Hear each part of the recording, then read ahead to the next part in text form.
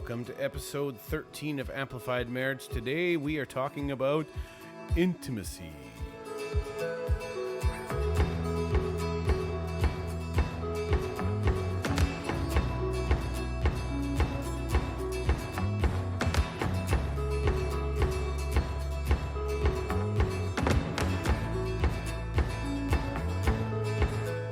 Welcome to another episode of Amplified Marriage. My name's Natalie. And I'm Brian.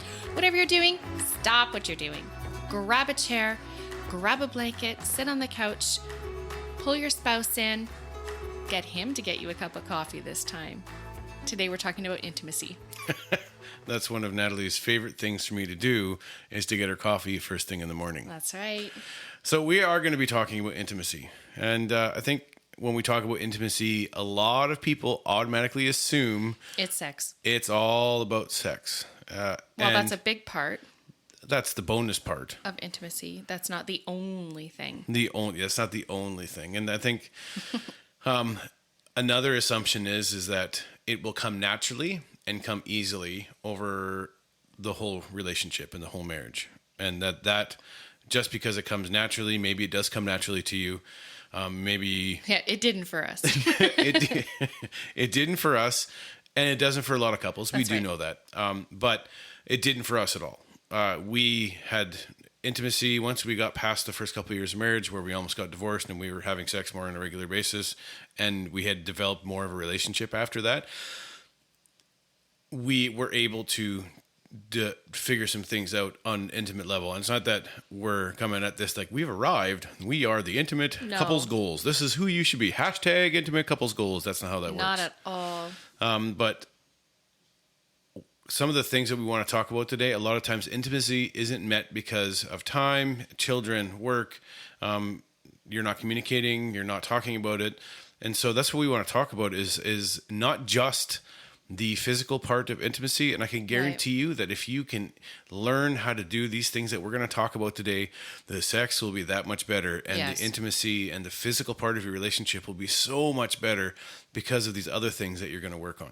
That's right. Again, well, I was just going to say it boils down to the unmet expectations. And for a long time, even you and I, when someone would say like intimacy, we're like, well, obviously they're talking about sex. And that's, there's so much more to it than that. Absolutely. Because, what if there's like, so if you're only defining intimacy by the act of sexual intimacy, mm-hmm. I feel like, what if you're in a situation where that's not happening? That's right? Good point. So, like, I think. So then, are you being intimate at all? Like, if that's your only definition. That's right. Right. So I think back to like, well, the longest stretch that you and I, we didn't struggle. It was just pregnancy. Just was. You didn't struggle. That'll be a whole different podcast of what to expect. But for me, with our sons specifically, and I don't know if it was just their hormones or whatnot, but it just was a no. It was a no-go for me. It was a no-go zone for... That's right, for months. It was 18 months.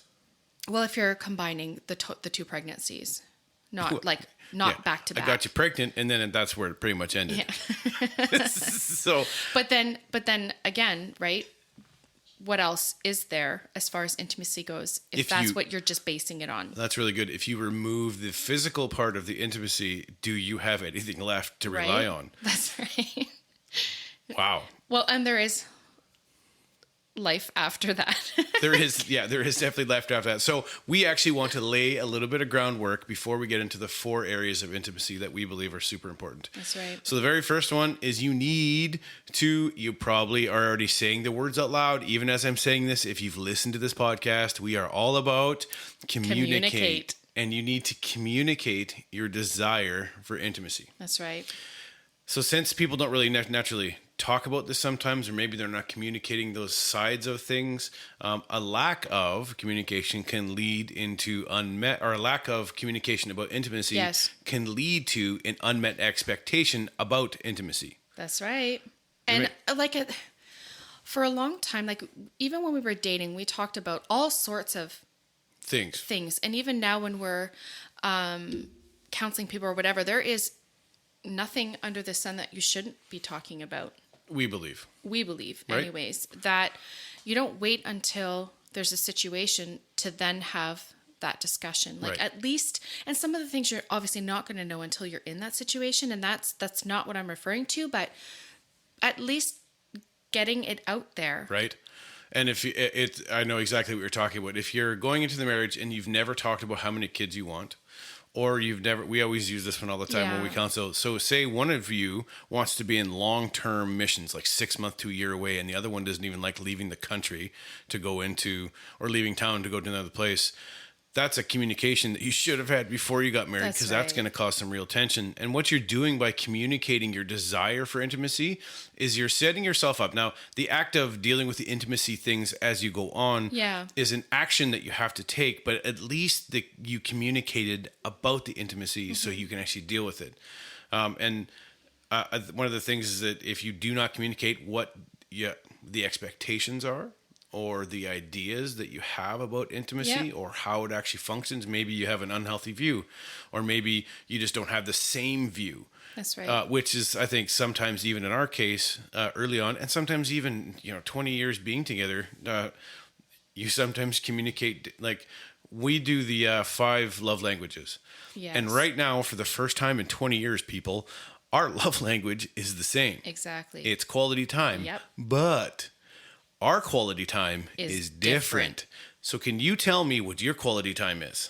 My quality time is, quite frankly, it doesn't matter what we're doing, but as long as we're together. So my love tank is filled if we're driving around. There's no distractions. You can't be on your phones. So you have to talk when you're in the car. And we love coffee. And so we stop and we grab a coffee, and it doesn't have to be expensive. And we just drive around for hours.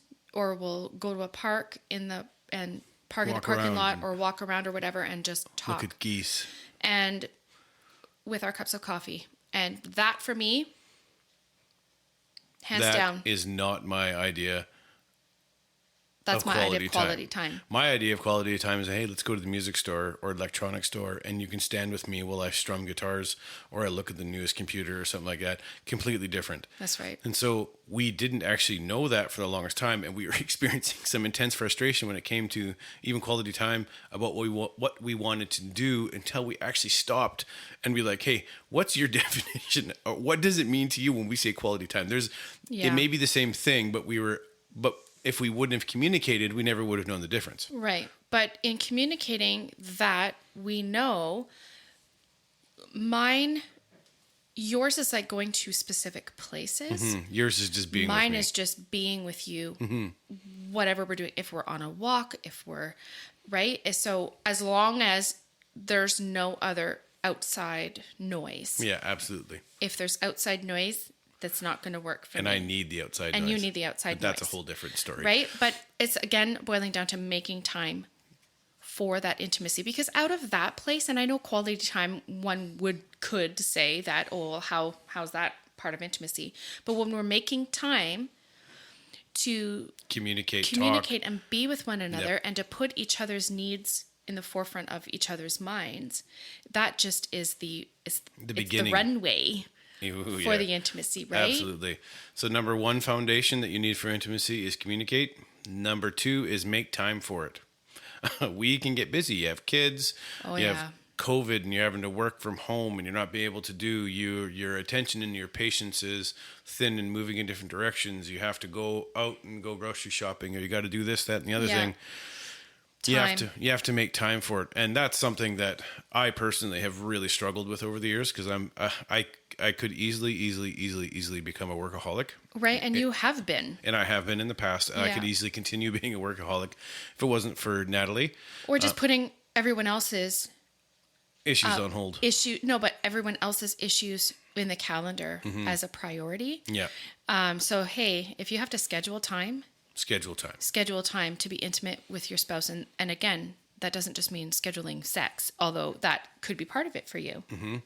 And one of the biggest things for us that we realized in our marriage as a foundation for us to achieve like these next things that we're going to talk about. Absolutely. And intimacy is pursuing that spiritual aspect of intimacy. Yes. There's something, and I actually read an article. There's something, Natalie and I are worshipers. We're worship leaders. We play music together. Just in the music side of things, just playing together has always been something that's been really special for both of us to be able to sing and play music together. But being in a place where you get to worship has been worship God and give him glory for the fact that he's carried us through these relationships these last 20 years. Yes. But there's something about praying for each other, praying with each other, reading the Bible together. We don't read the Bible very well together because our study styles are so very different, but we do pray together. Right. But if we're like reading a passage, that's different. But if we're studying the passage, I think that's where we just have different study patterns, that's all. But then we talk about it. We talk about all the time. Yeah, and I think that we say all the time that my eye needs to be fixed on Christ and who Christ is in my life. And he gives me the ability to be the husband that I've been called to be. Yeah. Because my eyes are fixed on him. I'm not looking left at distraction or right at distraction. I'm looking at him. And in that, I actually can focus on my wife and being the man that I'm supposed to be. That's right. But that comes from a direct relationship that you have with God and a direct relationship I have with God. And so the closer that we each pursue God naturally brings us closer together. Yeah. Right? So spiritual intimacy is so very important on all levels. Absolutely. Right? Like you have to be united as far as that goes. Absolutely. Right? And whatever that might be for you. And so we've just laid the foundation for what we believe are 3 thoughts or purposes you make. You want to communicate about intimacy. You want to make time for intimacy. Yep. You want to pursue intimacy, but you also want to pursue spiritual intimacy. And the first one in the intimacy category is recreational intimacy. We have so much fun when it's just us going downtown to go swimming or to go for a walk or do something hiking or going rock climbing or wall climbing or something like that. It brings us closer together. Yes, by pursuing activities that are interests of each other. And it's kind of like the quality time thing is that Natalie likes to go window shop at Michael's. And in the past, I've been such a jerk with how vocal I was about how much I hated it and how I hate Michael's. I hate shopping unless I'm going there for a purpose or it's going to help me in something that I want to do. And there would be no purpose for you to go into that store because you're not crafty. I am craft challenged. But because my wife loves it, and she just enjoys doing that so much. Even when she goes out with her kids, I've learned to bury my negativity about me standing with her while she stares at Ray Dunn mugs or looks at more stinking fall colors. But I love my wife because she'll just go do it without me. She's like, but sometimes she's like, hey, I just want to spend some time with you. Can you come with me to Michael's? That's right. And inside I'm dying.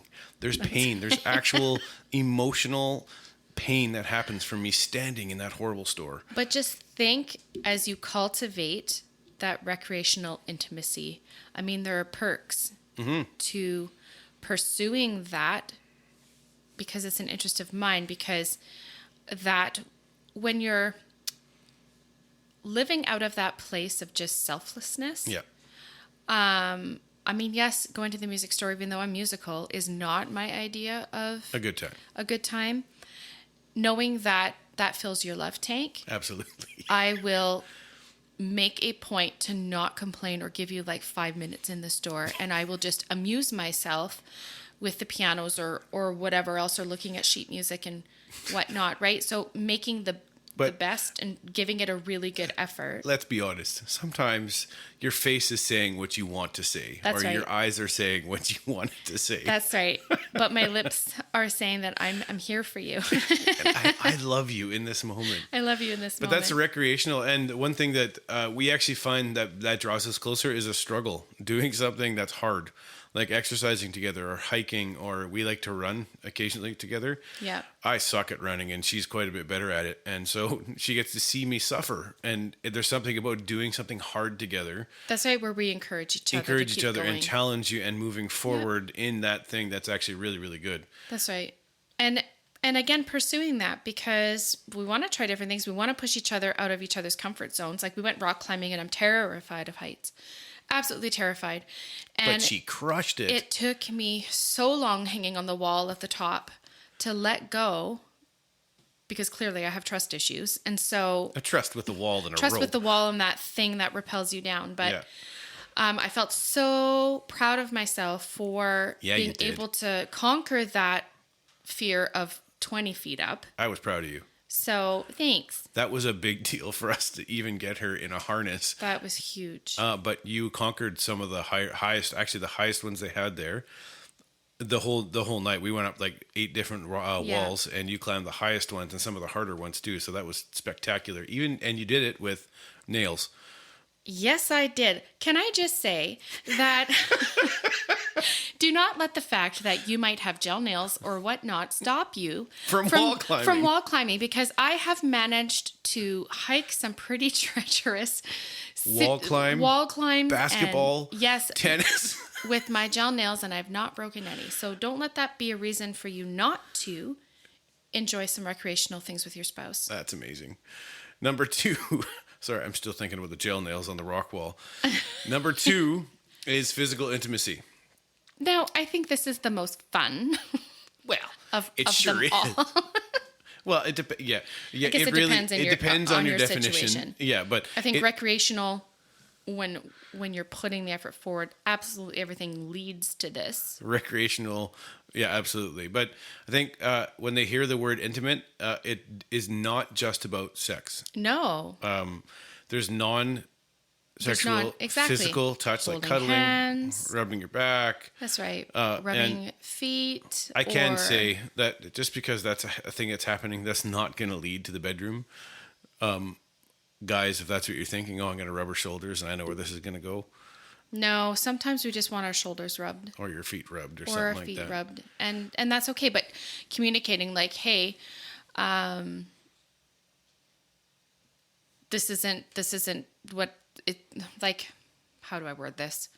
This isn't what it's going to take. Yeah. So I think I want to just lay this out. It's something that we've learned just because she wants to have some kind of physical touch or physical intimacy or cuddle or hold hands or rub your shoulders or watch a movie under a blanket quietly. It doesn't mean that she wants sex. No. And I think it's one of those things that guys pay attention to the social signs that your wife is giving you. Right. But it's not always how that works. Unless that's how your marriage is, then great.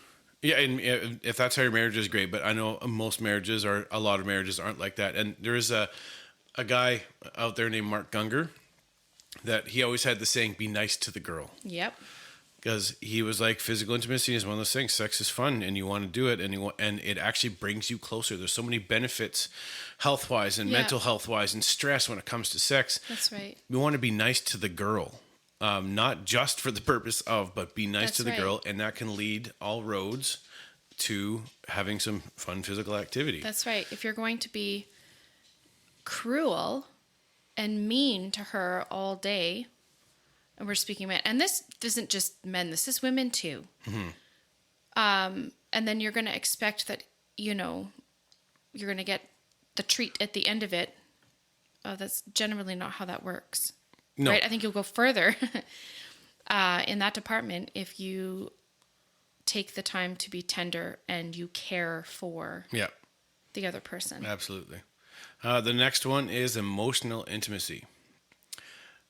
I can say from a man's standpoint, I do not do the... Emotions? You don't emotion well. I don't emotion well. And I'm also a personality type that doesn't emote well.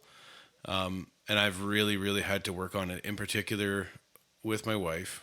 But actually, and this is just a thought, I I didn't even think about this until right now, is that because I've learned to be vulnerable and like in a healthy way with my wife and talk about my feelings, and talk about those things, it's actually made me a better dad. It's made me a better leader at church. It's made me a better boss, a better listener. Yeah. I'm not naturally, and I think it's more natural now than it ever has been in my entire life, but I'm not a natural listener. I oftentimes just want to solve the problem. But I think and tell you that being vulnerable and genuine with my wife has made me better for her and for my children because of my willingness to do that. And we think that I think now that I've been married for a long time, for 20 years plus, we've been together for 20 years plus, that vulnerability is strength, not weakness. That's right. And women in general like to be stable. We like to have, like, stability is huge, in my opinion, in a relationship. And so if our communication is not a safe place for me to be vulnerable with my emotions, right? Like if I'm coming to you with a situation, what does safe mean to you then? It means that if I'm expressing emotion about a particular situation or people, just not stomping on that and just being like, well, I don't get why you're upset about that. Because for you, it's much easier for you to let things kind of roll off your shoulders, right? Like you don't feel deeply about certain things that I would feel deeply about. And so just being able to listen, and I've had to communicate, hey, I want you to just hear me out because I just need to vent. Not respond. And don't respond because I'm not asking you to fix it. So over the years, we've had to really communicate that element of it, that Absolutely. I don't want you to fix it. I just want you to hear me out. And then after I've expressed kind of, that verbal diarrhea, we call it, where we just blah, blah, blah, blah, blah, then I might ask for a solution if I can't solve it out on my own. Yeah. Right. And I think guys need to think, I'm just speaking to you men right now, if you're listening to this or when you're listening to this, the safe place is super important in your relationship. Big time. Yeah, they have to. Women are emotive. They're emotional. They're more, and there may be examples where maybe the man is more emotional, but a lot of times even the guys that are more emotional that way still are more task driven or solution oriented. So guys, when you're thinking about your wife and she comes to you and she's like just verbal, like everything is coming out at once and there's frustration and there's anger, immediately we need to have a space where she's not being made fun of for what she's thinking or how she's feeling. She's not getting some kind of nasty response back or just being brushed off. Just being brushed off. And I'm the master, and I have been in the past the master of brush off. I understand, oh, you shouldn't feel this way. And as early as last week, why are you feeling like this? I don't understand it. Someone will say something to me about me that I maybe didn't even catch or didn't hear. And she will just get mad about it and upset with them. Whereas she would tell me, I'm like, whatever. I know that I'm not that. Or if I am, I'm working on that kind of thing. And so just to brush off or invalidate her feelings. Like, you don't have a right to feel like this. And so our responsibility, men, is to create that safe space for our wives to be able to speak those things. And you can respond and learn your wife. How I respond to my wife is much better as a man now than it was when I was a young man. Yep, and that's true. And the same thing goes for women. Like if we're wanting our men to be emotionally vulnerable with us, then the moment that they are, because I've just thought about the one time that you ended up getting laid off and you were so overcome with all the feelings about feeling inadequate as a man, inadequate as a provider. Yeah, I remember that. We had 3 little ones and I wasn't working at that time. And so you were just beside yourself, not depressed, but I guess just overwhelmed. You were sad, you were disappointed in yourself, and you beat yourself up. Yep. So if you're presenting that as being your emotional state at that time, then my response to that shouldn't be, would you just grow a pair, or whatever that dialogue we hear other people say Suck to it each up. other. Suck it up, pull your pants up, get it together. Yeah. You're supposed to be this, that, and the other. That's not going to validate you as a man. No. Right? Of just saying, I'm hearing what you're saying. How can I help you through this? And then affirm what I know to be true about you. Yeah, absolutely. Right? Affirmation is so huge in emotional intimacy. And especially coming from your wife. Yes. And I'll be honest, there's very few people in my whole life, and this is not the true of everyone. There's very few people that have as much sway or weight when they speak and about a situation than my wife does to me. Right. And how she feels about a situation or how she feels about me. She's one of the first people I go to when I write and say a new sermon and I want it to like run it off someone, or I'm looking for a new, like writing a new thing, or I'm having a new idea. She's always the first one I go to. And so that's our relationship. That's not all relationships. Sometimes guys in particular will tend to hide those things because maybe they're embarrassed or they've had some experience being emasculated. Yes, women don't do that. We've had to develop that as being, she's my primary, like I get affirmed from her in a healthy, godly manner. Right? Well, that's very nice. I've never told you that before. To hear. No, you have. It's just, I wasn't expecting that today. As well explained. I love you.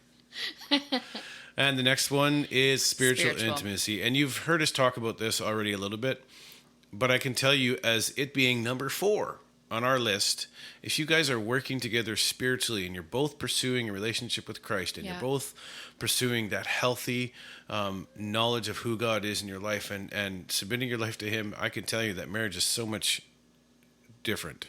It is different. I can't say easier. No. Because marriage is hard in general. Right?